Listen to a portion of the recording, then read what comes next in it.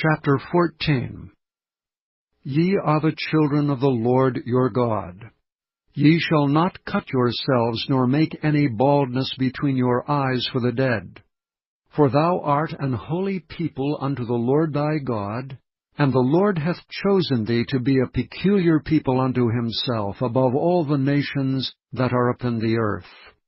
Thou shalt not eat any abominable thing. These are the beasts which ye shall eat, the ox, the sheep, and the goat, the hart, and the roebuck, and the fallow deer, and the wild goat, and the pygarg, and the wild ox, and the chamois, and every beast that parteth the hoof, and cleaveth the cleft into two claws, and cheweth the cud among the beasts, that shall ye eat.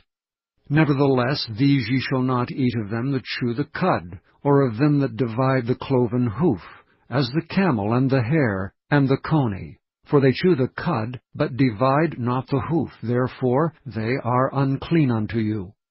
And the swine, because it divideth the hoof, yet cheweth not the cud, it is unclean unto you. Ye shall not eat of their flesh, nor touch their dead carcass. These ye shall eat of all that are in the waters. All that have fins and scales shall ye eat. And whatsoever hath not fins and scales ye may not eat. It is unclean unto you. Of all clean birds ye shall eat.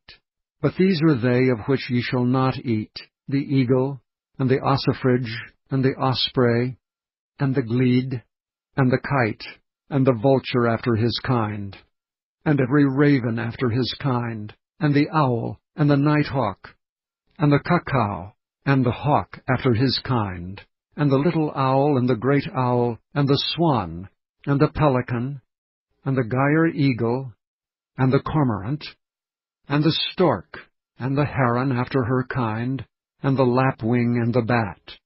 And every creeping thing that flieth is unclean unto you. They shall not be eaten. But of all clean fowls ye may eat. Ye shall not eat of anything that dieth of itself. Thou shalt give it unto the stranger that is in thy gates, that he may eat it, or thou mayest sell it unto an alien.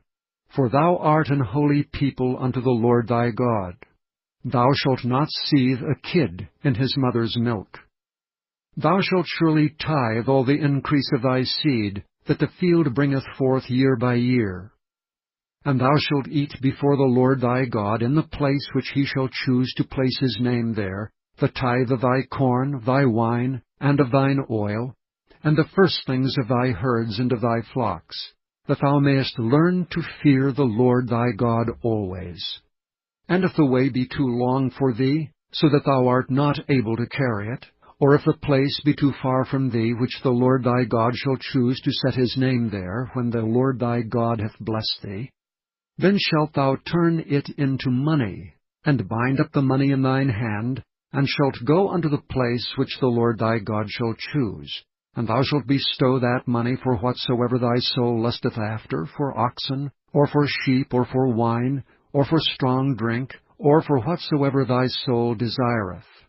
And thou shalt eat there before the Lord thy God, and thou shalt rejoice, thou and thine household, and the Levite that is within thy gates. Thou shalt not forsake him, for he hath no part nor inheritance with thee.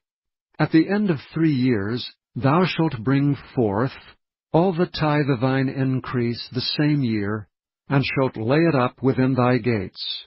And the Levite, because he hath no part nor inheritance with thee, and the stranger, and the fatherless, and the widow which are within thy gates, shall come, and shall eat and be satisfied, that the Lord thy God may bless thee in all the work of thine hand which thou doest.